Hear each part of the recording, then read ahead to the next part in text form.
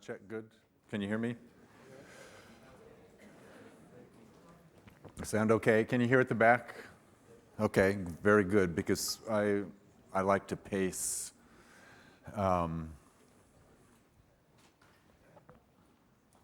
Sometimes I think one of my allies is a caged animal, and it wants out. So I want to talk about shamanism in the Western tradition, and in the West, it's mainly been transmitted through the poets. And shamanism,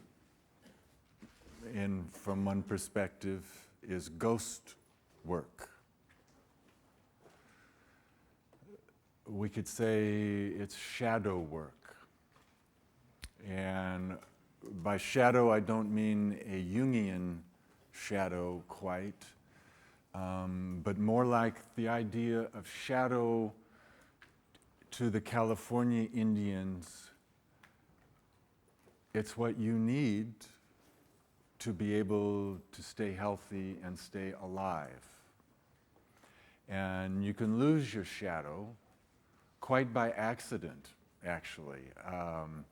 Maybe riding along in a buckboard or on a carriage, or there's maybe you're in a convertible and you hit a bump and you don't even know, but your shadow is bumped out, and later you start to get sick, and then you call in somebody who can sing and look back with you and try and find where you lost your shadow, and you hope that they will help you find it.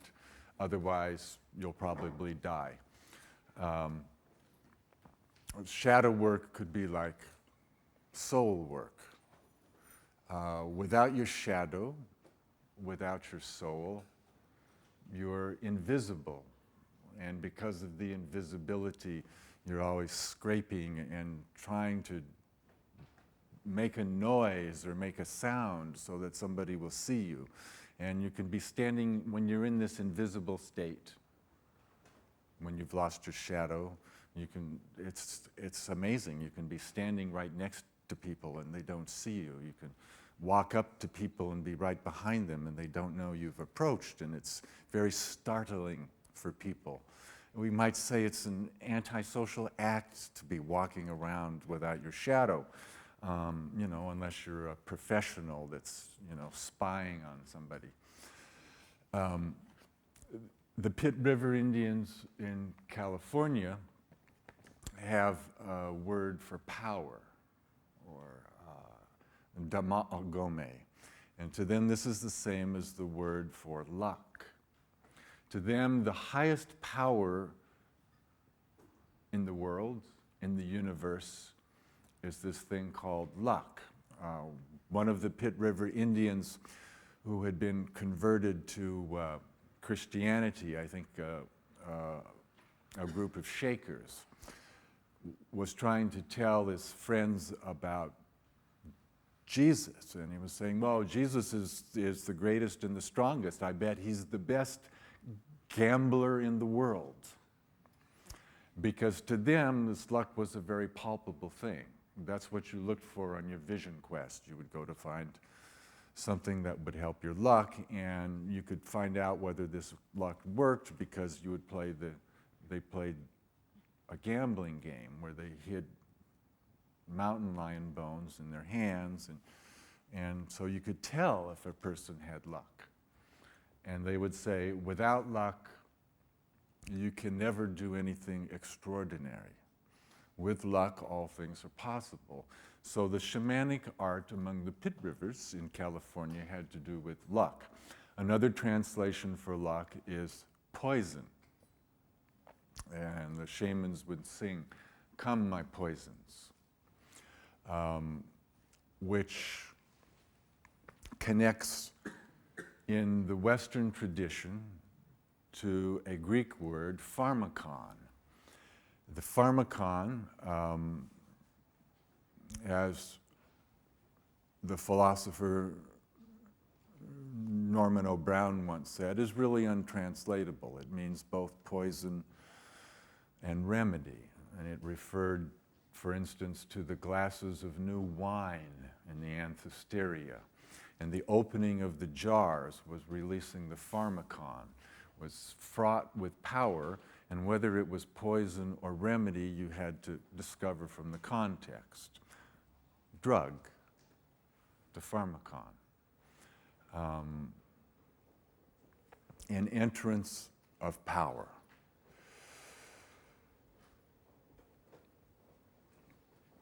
So in the West, we have three great figures of the shaman. Maybe I'll start with Orpheus. Orpheus, who could charm animals and charm the wind, something which all shamans in the poetic tradition are required to do. I once joked, in the poetic tradition, if a shaman couldn't change the weather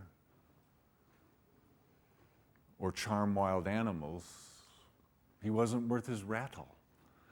And the Inuit shamans in Greenland back this up. They have charms for calming the winds. Maybe you're out in your kayak and a storm is springing up and you need a little extra time to get back. You need a wind song, something that the wind likes to hear so that you can get back.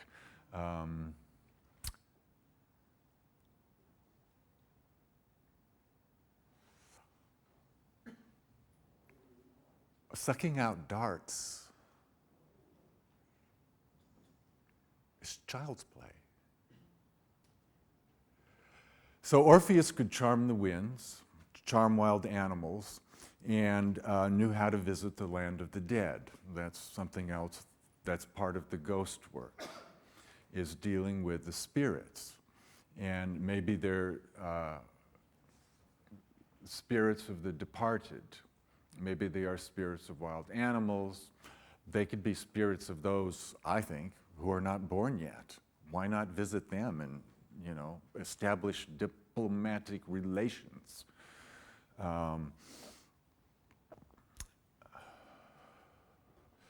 And we see the image of soul retrieval in the Orpheus story, though in his case, we love tragedy. It was unsuccessful.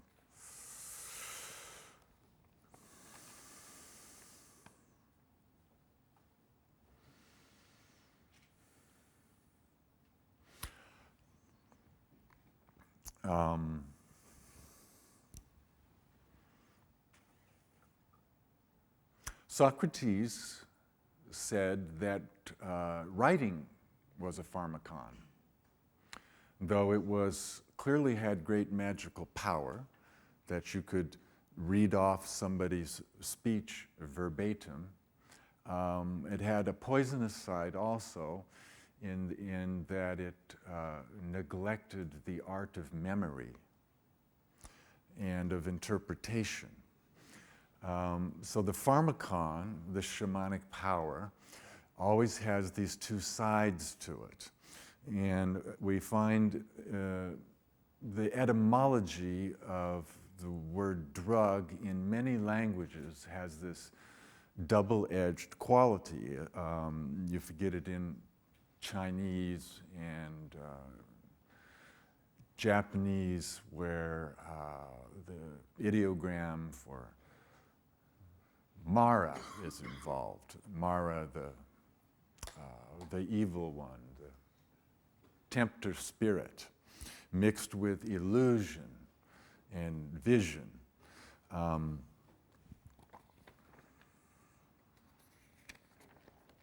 One might say that cultivating such a thing is madness.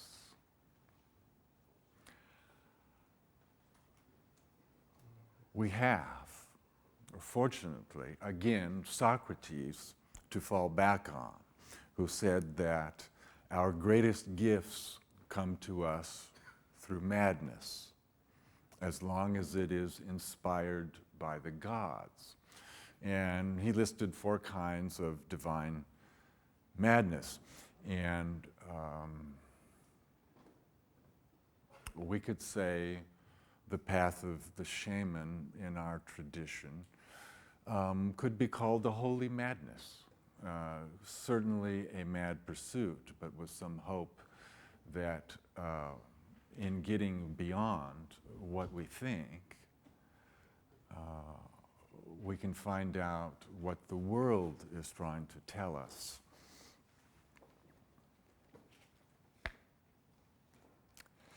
A little bit more on pharmakon.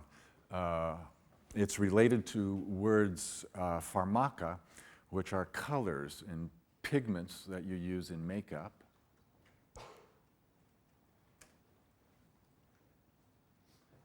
That's an object of power. And a word called pharmakos, which is the scapegoat. Now, one might wonder why the scapegoat is like a drug. And it's because by putting all of the evil and all of the ills of the city on the scapegoat and then stoning him out of town, pushing him over a cliff, then that heals the city. So it's a medicine. And to just why it is that the word for drug and the word for scapegoat are etymologically linked, that's kind of the work that poetic shamans like to do. Like, why is it there are more drug prisoners in the United States than in, all the rest of the countries put together? That's one of our objects of investigation. During the Enlightenment, when Orpheus had been relegated to the land of myth, and where myth had come to mean that which is not true, reports began to come in from explorers in Siberia and in the East of shamans. And in general, these were thought of as charlatans, as tricksters, jugglers who would trick and hide things. Herder had a little more interest in them, and with his friend Goethe, thought that in the irrational, in something closer to madness, was where creativity was. And they were very interested in the shamanic figures, and they went and looked at the Tungus shaman's costume at the museum in Göttingen. And it's then through Goethe, his genius and intuition, that we get the prototypical Western shaman in Faust. And Faust is a necromancer, a conjurer. And it seems that conjuring seems to be the Western shamanic practice above all else. Giving spirits bodies.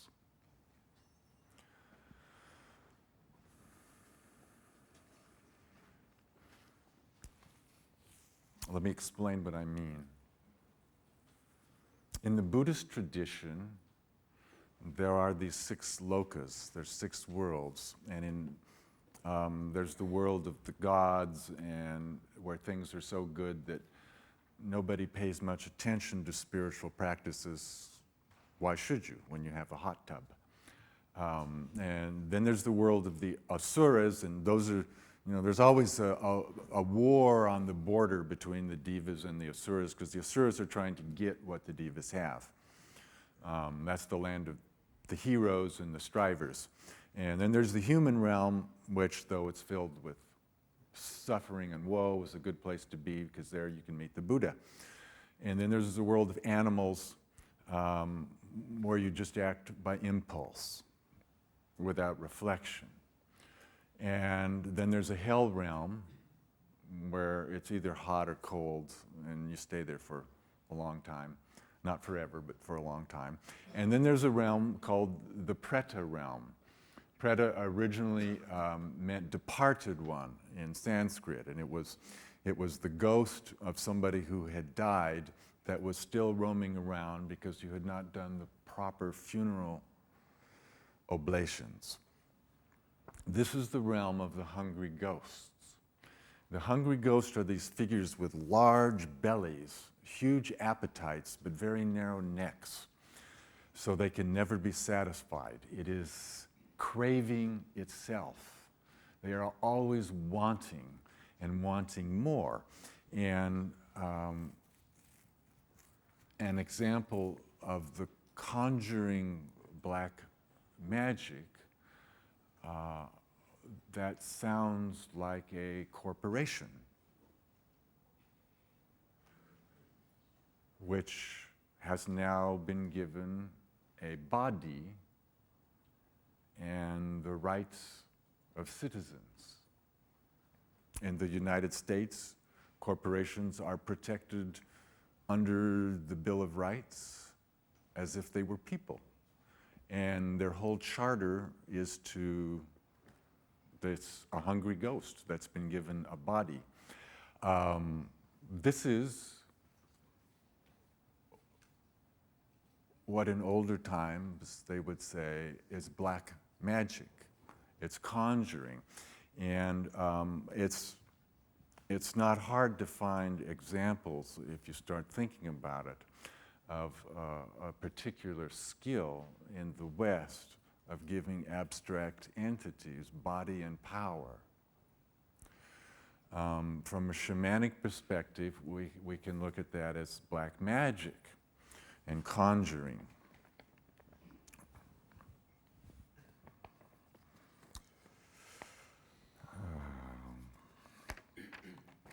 The one more figure that I want to get to, I write more about the Faust story in my book Pharmacodynamics.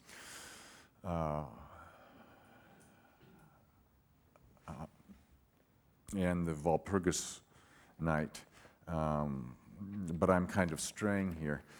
It's worth noting, though, that Faust, with his powers, tries to do good works, and there's something in the spiritual dynamics of necromancy, of conjuring, where that doesn't quite work. He tries to do land reclamation, and yet in order to do so, he has to drive Baucis and Philemon out of their home.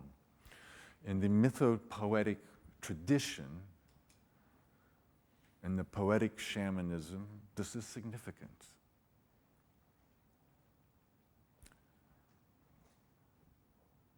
With conjuring power, using conjured spirits, trying to do good work with them is going to backfire. The other figure, where I've been headed, is our collective mother, Eve.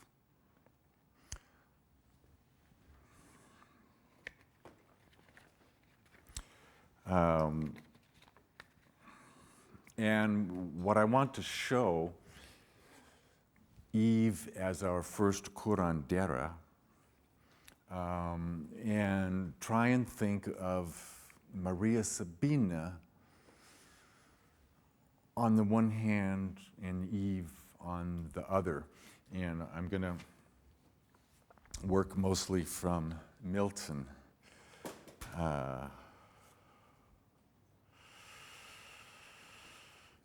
That in the plant magic, the placenta of animal life, where humans, homunculus, earthlings, were just a dream in a chancy future.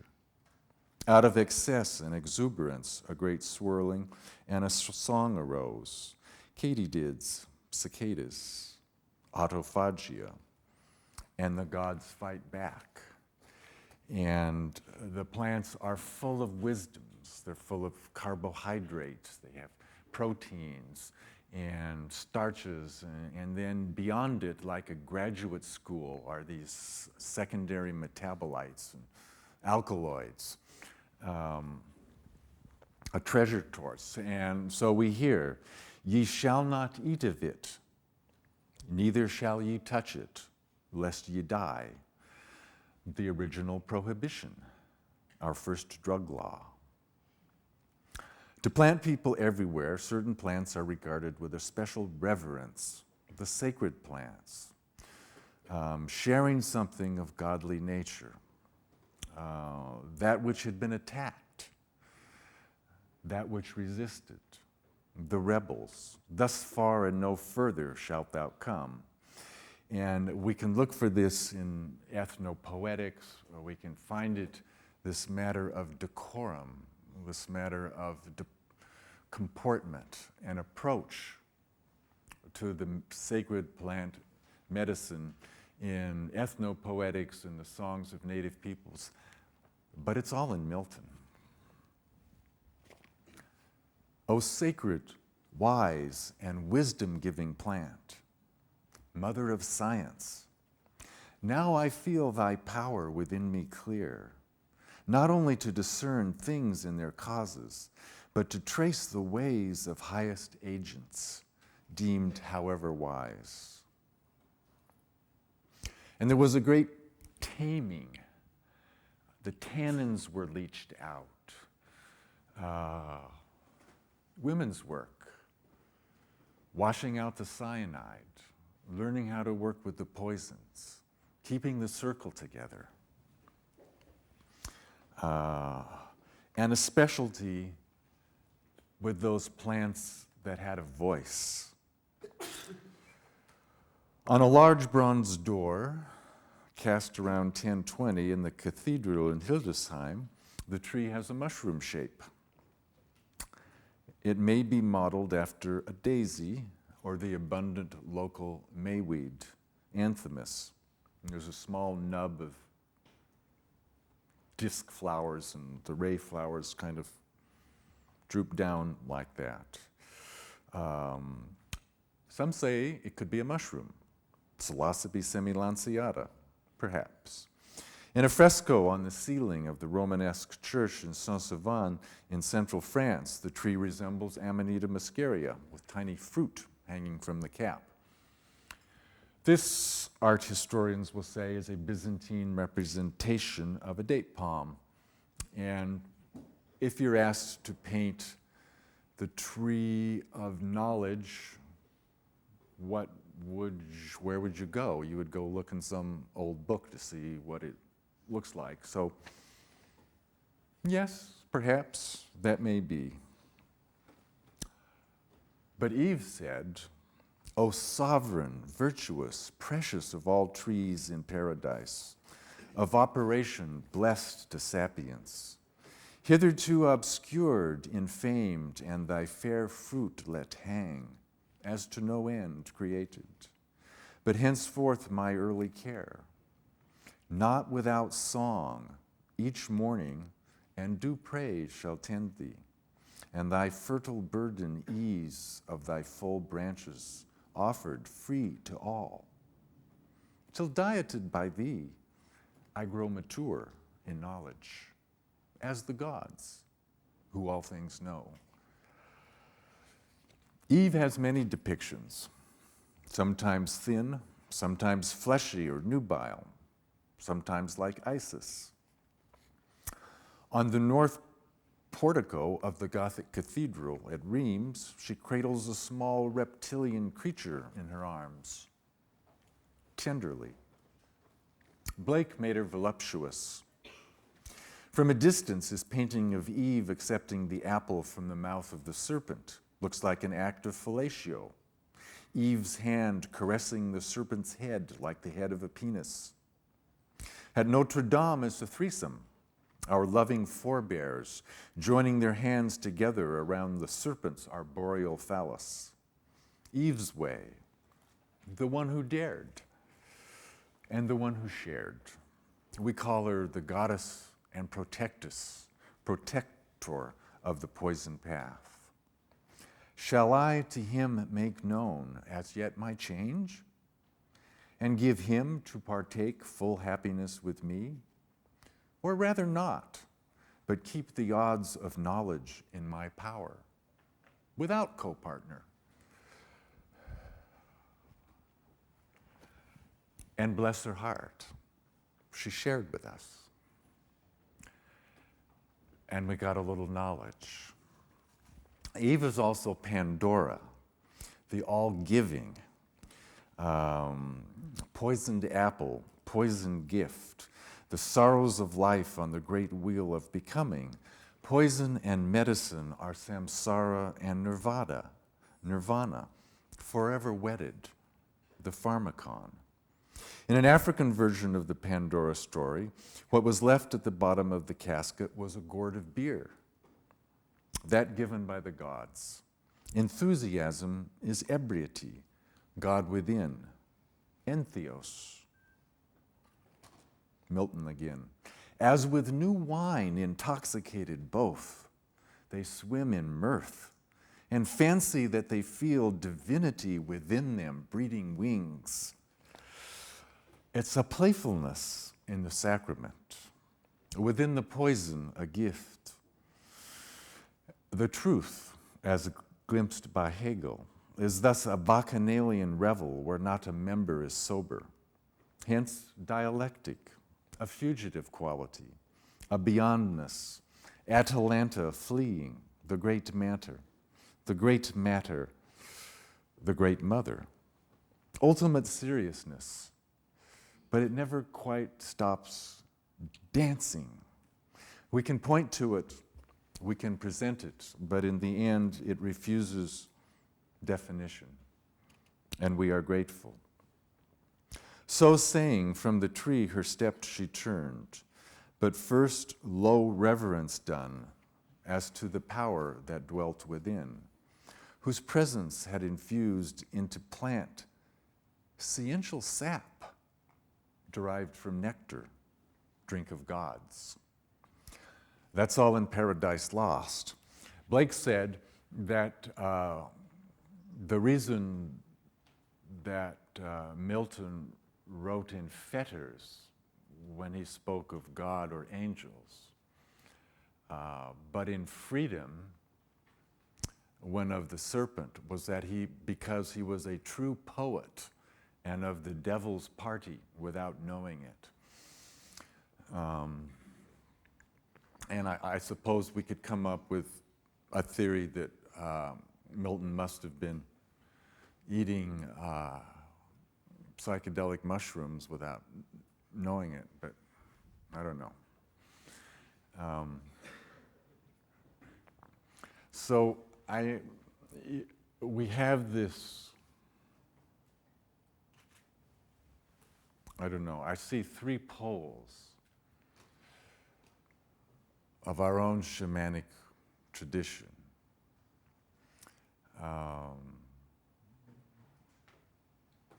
Orpheus, singing to animals, singing to the winds.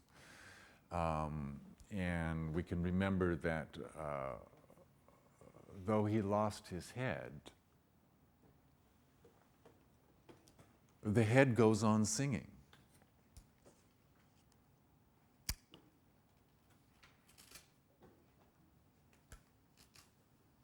Maria Sabina, as she approached her plants, so much like the verse in Milton.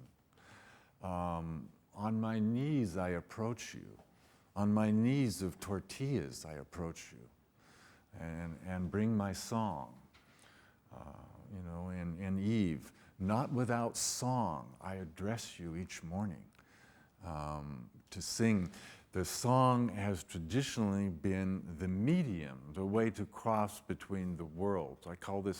Been calling this dimensional smuggling, which is how to get a message across and a message back. And with certain plant allies, these shamanic principles become more palpable and can be investigated more empirically because it's all palpable, and it's easy to see how by changing the vowels in a song, you can change the shape and color of the room. And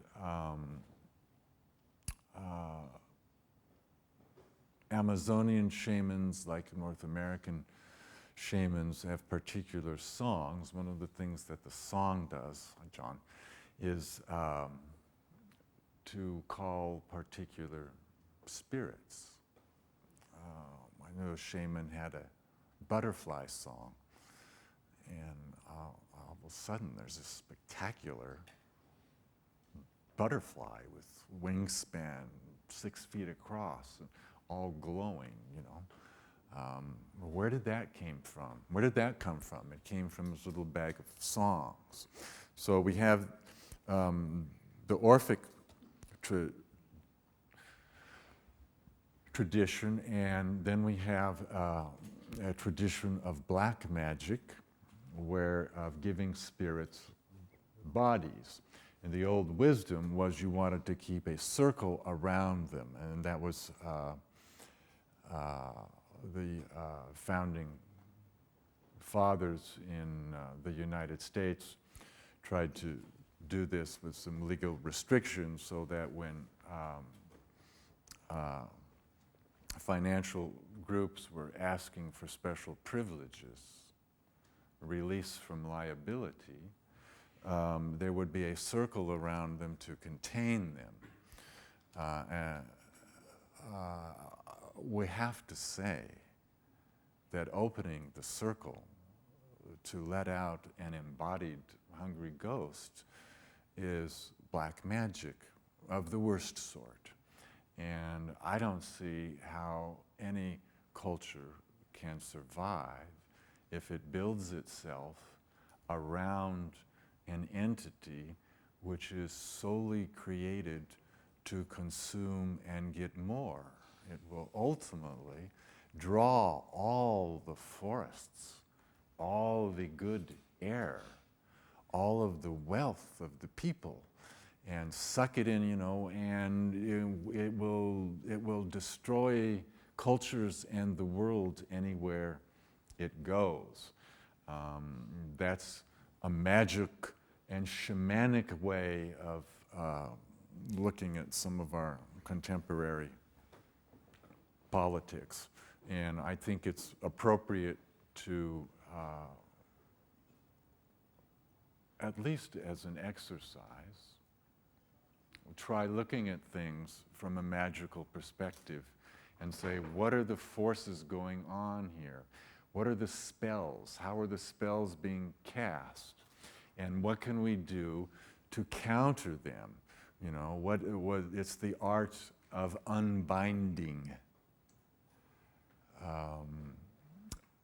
We could say that the whole world is a spell, a consensus reality of what everybody thinks, the way things have to be, or what's impossible, what cannot be. Oh, that could never be done. It's against human nature, or that's not what reality is. So shamanically, the first thing to do is to free the imagination.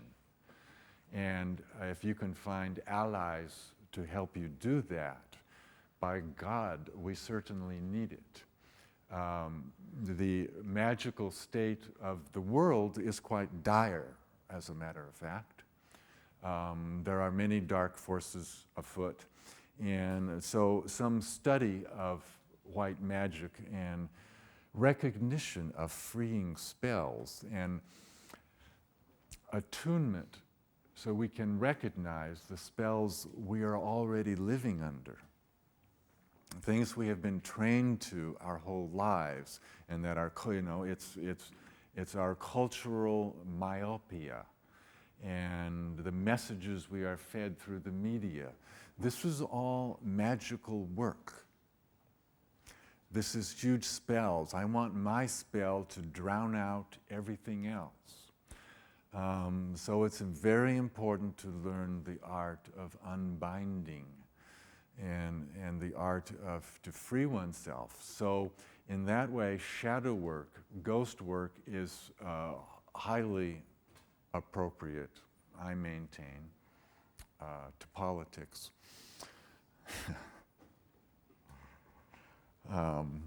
And we recognize in Eve, in the path of Eve, which I guess is heresy, but there is an older tradition which recognizes that that's not so, and clearly our poet, John Milton, in spite of himself, his poetic muse was able to lift him beyond himself and beyond his century to give some image of true relationship to magic plant. All right, that's about it.